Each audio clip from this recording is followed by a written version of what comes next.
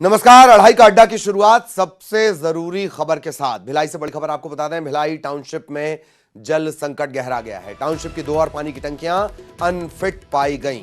Sector 5 और sector 1 की पानी की टंकियों से सप्लाई बंद कर दी गई। सेक्टर 4 के बाद टाउनशिप के आधे लोगों को पानी नहीं मिल रहा है। नगर निगम और बीएसपी का जो प्रयास है वो नाकाफी है। घरों तक पानी पहुंचाने का इंतजाम नगर निगम कर रहा है, कम से कम दावा ऐसा कर रहा है। पानी पहुंच रहा है नहीं पहुंच रहा है वो हम लगातार आपको बता रहे हैं। जल संकट जैसी स्थिति।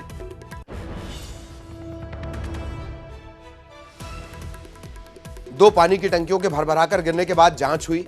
जांच में पता चला कि 2 और टंकियां अनफिट हैं, लिहाजा उनसे पानी की सप्लाई बंद कर दी गई। अब जब पानी की सप्लाई बंद कर दी गई तो टाउनशिप में जल संकट गहरा गया। सेक्टर 5 और सेक्टर 1 की पानी की टंकी सप्लाई लायक थी नहीं, सप्लाई बंद कर दी गई। अब आधे लोगों को पानी नहीं मिल रहा। दावे अपनी जगह हैं और प्यास अपनी जगह है। नगर निगम बीएसपी कह रहे हैं कि पानी पहुंचा रहे हैं। प्रबंधन सेल के अंदर आता है। यहाँ के सांसद जी इस स्क्रीनिंग कमेटी के सदस्य हैं, वो क्या कर रहे हैं, ये सब सवाल है। इन सभी चीज़ों पर जवाब की आवश्यकता है और मुझे लगता है कि केंद्र सरकार ने और यहाँ के सांसद जी ने भिलाई की जनता को छोड़ दिया है कि कोई दिक्कत नहीं है, आप लोग अपना संघर्ष खुद कीजिए, पानी खुद व्यवस्था कीजिए, इनकी कोई जिम्मेदारी नहीं है। ये रवैया है, इस पर हमको आपत्ति है। 3 दिन पहले जब सेक्टर 4 की टंकियाँ, दोनों टंकियाँ सुबह 6 बजे गिर गई थी, तो वो तो एक दुर्घटना थी, लेकिन भगवान का शुक्र है कि कोई जनहानि नहीं हुई। और उसके बाद पूरे सेक्टर 4 के हर घर में पानी पहुंचाना एक चैलेंज था, लेकिन लगातार 3 दिन के प्रयास के बाद सेक्टर 4 कल तक हम लोग पूरे लगभग 2800 घर और दोनों मार्केट, ए मार्केट और बी मार्केट, सब में हम लोगों ने पानी पहुंचाया।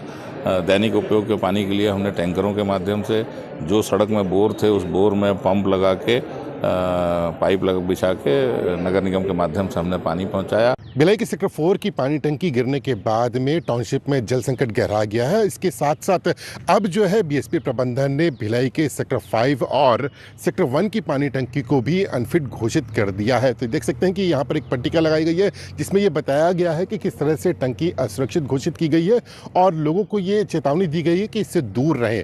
तो इस तरह से आज जो है वो बीएसपी प्रबंधन जागा है गहरी नींद से और इसके बाद में अनफिट घोषित किया गया है। आपको बताना चाहूँगा कि कई बार न्यूज़ 18 ने इस तरह की खबरें दिखाई थी और ये बीएसपी प्रबंधन का इस ओर ध्यान आकर्षित करवाया था कि किस तरह से जो भवन है और जो पानी की टंकियां हैं वो जर्जर हो चुकी हैं। आपको दिखाना चाहूँगा कि देखिए बड़ी ये विशाल जो है पानी की टंकी जिससे हज़ारों लोगों की प्यास बुझती है, वो किस हालात में है, किस तरह यहाँ पर देखिए कितनी जर्जर हो चुकी है, ये आप देखकर इन दृश्यों का अंदाज़ा लगा सकते हैं। तो अब जाकर बीएसपी प्रबंधन जागा है और इनको अनफिट घोषित कर दिया है। लेकिन सबसे बड़ी बात है कि जो तैयारियां होना चाहिए, बीएसपी प्रबंधन के पास में ऐसी कोई तैयारी नहीं थी कि लोगों की प्यास बुझाई जा सके। बगैर तैयारी के आज बीएसपी प्रबंधन ने ये इनको अनफिट घोषित कर दिया। ये जरूर कहा जा रहा है कि टैंकरों के माध्यम से लोगों की प्यास बुझाई जाएगी, लेकिन ना बीएसपी प्रशासन के पास में इतनी सुविधाएं हैं, ना ही नगर निगम के पास में इतनी सुविधाएं हैं। हालांकि जिला प्रशासन, नगर निगम और बीएसपी प्रबंधन ये कह रहा है कि लोगों को कोई असुविधा न हो, इसका विशेष ध्यान रखा जाएगा। हालांकि निगम प्रशासन अपनी ओर से प्रयास कर रहा है कि जिस तरह से जो वहाँ पर बोर थे उनको रिचार्ज किया गया है, लोगों के घरों तक आरओ वाटर पहुंचाने का प्रयास किया जा रहा है और अस्थायी रूप से फिल्टर प्लांट की स्थापना की जा रही है, लेकिन वो हजारों लोगों की प्यास बुझाने में नाकाफी है। तो देखने वाली बात यह होगी कि इतनी बड़ी चुनौती है कि जब हजारों लोगों की प्यास बुझाना है तब बीएसपी प्रशासन किस तरह से पहल करता है। न्यूज़ 18 छत्तीसगढ़ के लिए भिलाई से मिथिलेश ठाकुर।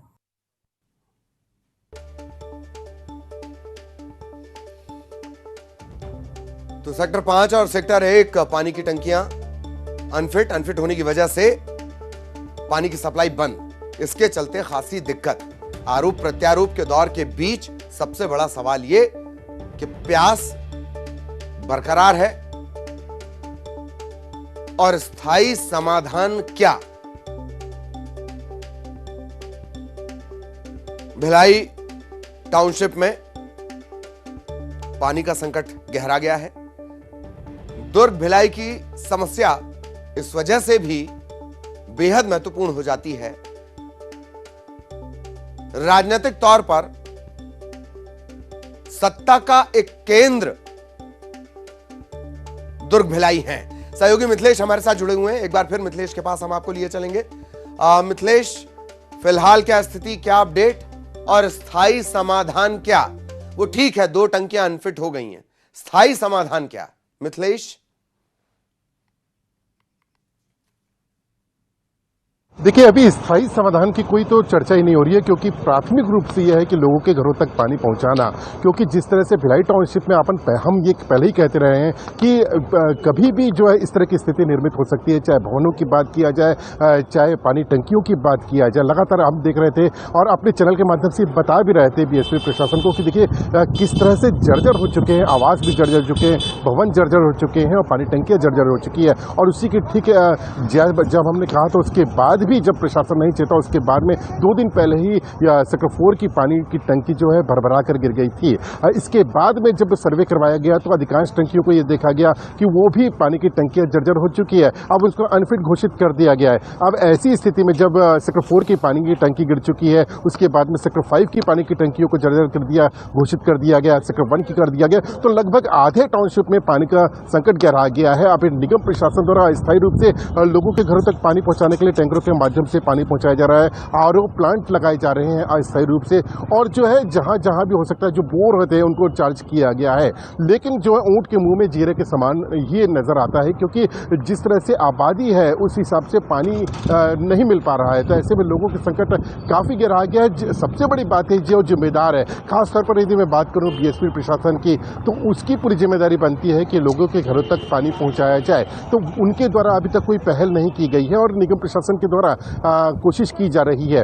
तो ये जो जिम्मेदारी अब बढ़ जाती है, चाहे जिला प्रशासन की बात किया जाए, बीएसपी प्रबंधन की बात किया जाए और नगर निगम की, कि किस तरह से लोगों के घरों तक पानी पहुंचाया जाए। अस्थायी रूप से अभी तक तो कोई निर्णय नहीं लिया गया है, लेकिन बस ये कोशिश की जा रही है कि टैंकरों के माध्यम से या किसी अन्य माध्यमों से लोगों के घरों तक पानी पहुंचाया जाए। यदि जो टंकियां बनती भी हैं तो कम से कम 6 महीने का वक्त लग सकता है। ऐसे में क्या अस्थायी पहल की जाती है, ये देखने वाली बात होगी। तो लेकिन चुनौती यही है कि हजारों लोगों की प्यास बुझाना है, तो कैसे पानी की लोगों की प्यास बुझाया जाए, ये एक बड़ी चुनौती है। ललित, चलिए बहुत बहुत धन्यवाद आपका इस तमाम जानकारी के लिए। सहयोगी मिथिलेश विस्तार से जानकारी दे रहे थे। अब भोपाल से बड़ी खबर, सनातन समुद्र की तरह है और सनातन अपनी विशालता का परिचायक है। सनातन से बढ़कर कुछ नहीं, ये सब कहा है गोविंदा ने। गोविंदा दरअसल पहुंचे हुए थे कांग्रेस के कार्यक्रम में शामिल होने के लिए, और तमिलनाडु के मंत्रियों की तरफ से, राजनेताओं की तरफ से जिस तरह से विवादित बयान आ रहे हैं, बेतुके ज्यादा अच्छा है, या शायद इससे भी ज्यादा कोई खराब शब्द, इस तरह के बयान जो आ रहे हैं सनातन को लेकर, उसे लेकर सवाल किया गया और तब ये जवाब मिला है। वो तो समुद्र की तरह है, हम लोग है ही ना सब, और समुद्र जो है किसी से रोक टोक तो लगाता नहीं, वो अपनी विशालता का प्रमाण भी देता नहीं किसी से, और ये भी नहीं कहता कि तुम ठहरो, तुम रुको, तुम इधर नहीं मिलेंगे, तुमसे नहीं मिलेंगे। वो तो मातृत्व भाव है, वो उससे बढ़कर तो कुछ भी नहीं, मुझे ऐसा लगता है। खबर पन्ना से, बुंदेलखंड के आराध्य श्री जुगल किशोर मंदिर में हंगामा हुआ। जन्माष्टमी की आरती के दौरान महारानी जितेश्वरी देवी यहां पहुंच गईं और हंगामा कर दिया। जबरन जो महारानी है वो गर्भगृह में घुसी, आरती रोकने का भी उन्होंने प्रयास किया। आखिरकार जब समझा के बात नहीं बनी तो पुजारियों ने महारानी को जबरन बाहर निकाल दिया, मंदिर के बाहर निकाल दिया गया। लगातार इस राज परिवार से जुड़ा विवाद सड़कों पर तमाशे का सबब बनता है। ये देखिए, ये तस्वीरें आप देख रहे हैं, जबरन वो घुसी, गर्भगृह में घुस गईं, आरती रोकने का प्रयास उन्होंने किया और आखिरकार जबरन जो महिला पुलिसकर्मी है वो उन्हें बाहर ले गई। संपत्ति के विवाद को लेकर लगातार ये राज परिवार सुर्खियां बनता है।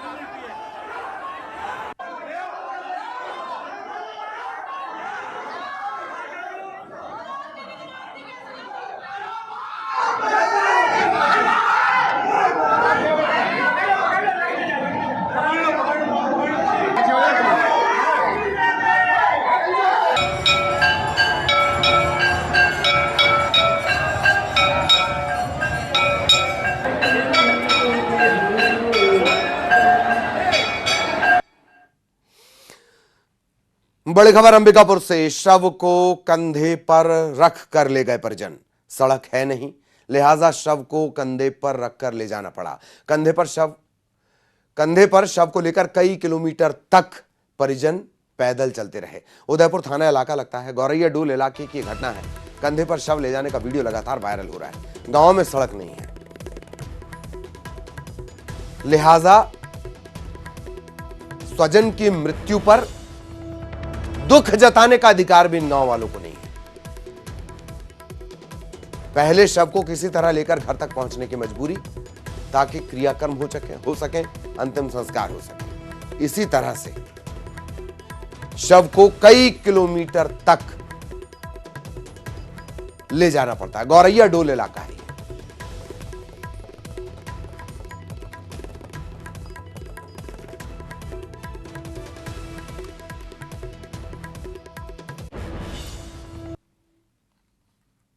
और अब भोपाल से जुड़ी बड़ी खबर। डाउ केमिकल के खिलाफ फिर से जांच की मांग की गई है।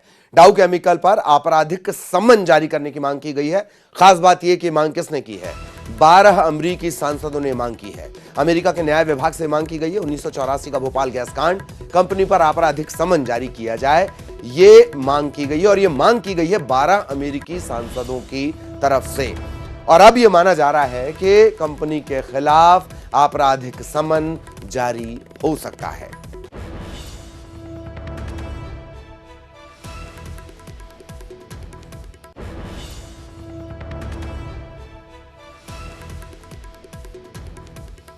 बारह अमेरिकी सांसदों ने इस तरह की मांग रखी। न्याय विभाग से मांग की गई 1984 भोपाल गैस कांड। हजार लोग, सरकारी रिकॉर्ड से कई गुना ज्यादा लोग जिनकी जान चली गई, और कई लोग ऐसे जो टुकड़े टुकड़े करके तब से लेकर अब तक मर रहे हैं। इस तरह की विकृतियां उनके साथ हैं, इस तरह की बीमारियां उन्हें लगी हुई हैं, जो लगातार धीमे धीमे मौत की तरफ जा रहे हैं। और कई लोग जिनकी जान इस गैस त्रासदी में गई थी। दुनिया के भीषणतम गैस कांड में से एक भोपाल गैस कांड, और अब यूनियन कार्बाइड जो कि अब है डाउ केमिकल, इसके खिलाफ फिर से जांच की मांग की गई। और खास बात, यह मांग 12 अमेरिकी सांसदों ने उठाई है अमेरिका के न्याय विभाग के सामने कि कंपनी के खिलाफ समन जारी किया जाए, कंपनी को समन जारी किया जाए, और वो भी आपराधिक समन। वासु चौरे हमारे सहयोगी हमारे साथ जुड़े हुए हैं। वासु, पूरी जानकारी विस्तार से।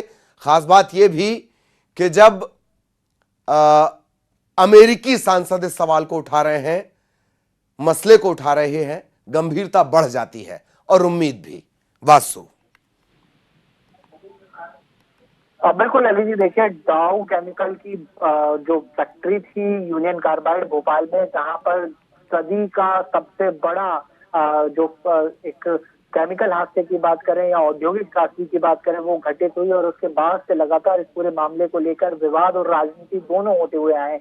अभी तक जो भोपाल के गैस पीड़ित हैं या गैस पीड़ितों के जो परिवारजन हैं, जो उनके वंशज हैं, वो सही मुआवजे के लिए, अपने हक और अधिकार के लिए अपने संघर्ष की लड़ाई लड़ते हुए आ रहे हैं। और कई बार इस पूरे मामले को मध्य प्रदेश सरकार के सामने, केंद्र सरकार के सामने, सुप्रीम कोर्ट में भी ये पूरा मामला जो है वो चल रहा है। और कुछ हद तक राहत और मुआवजा तो मिला है, लेकिन पूरी तरह से न्याय अब तक नहीं मिला है, ऐसा जो पीड़ित है उनका कहना है। और ये पूरी बात जब अमेरिका संसद तक भी पहुंची, तो वहां पर भी जो सांसद मौजूद है उन्होंने इस पूरी बात से इत्तेफाक रखा, और उन्होंने भी ये मांग की है कि जो कंपनी है और जो उस दौरान के दोषी हैं उन पर कार्रवाई होनी चाहिए। और जो भारत के राजधानी भोपाल के रहने वाले जो पीड़ित लोग हैं उन्हें मुआवजा मिलना चाहिए, क्योंकि गैस त्रासदी का वो मंजर कोई भुलाए नहीं भूल सकता, जब लोग सड़कों पर बेसुध होकर दौड़ रहे थे, गैस लगने के चलते यहाँ वहां गिर रहे थे। हजारों लोगों की उस पूरे हादसे के दौरान मौत हो गई थी। और जब इस पूरे हादसे के चलते जो कानूनी कार्रवाई हुई थी उससे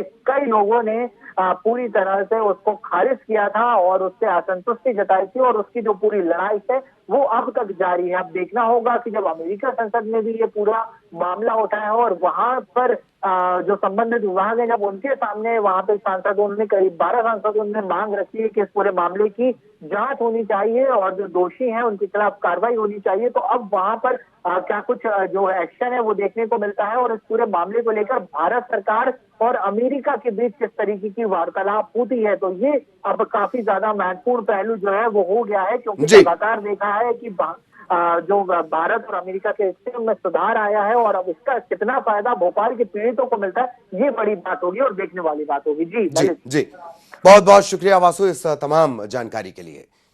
इधर रायपुर से बड़ी खबर आपको बता दें, एयर होस्टेस रूपल लोगरे की मुंबई में हत्या का मामला और हत्या का जो आरोपी है विक्रम अटवाल, अब उसने भी फांसी लगाकर खुदकुशी कर ली है। पुलिस लॉकअप में विक्रम ने फांसी लगाकर जान दे दी है। विक्रम को पुलिस ने रूपल की हत्या के आरोप में गिरफ्तार किया था। रायपुर की रहने वाली थी एयर होस्टेस रूपल। इनकी हत्या के आरोपी ने फांसी लगाकर खुदकुशी कर ली लॉकअप में। खबर बालाघाट से, मूसलाधार बारिश के चलते लगातार बिगड़ रहे हालात। पिपराई नाले में पानी ऊपर से आ गया है। उफान पर है पिपराई नाला, बावजूद इसके लोग जान जोखिम में डालकर इस नाले को पार कर रहे हैं। बाढ़ के चलते कई स्कूलों में छुट्टी देनी पड़ी है। आधा दर्जन गांव का मुख्यालय से संपर्क टूट चुका है। लांजी थाना क्षेत्र का यह पूरा मामला है।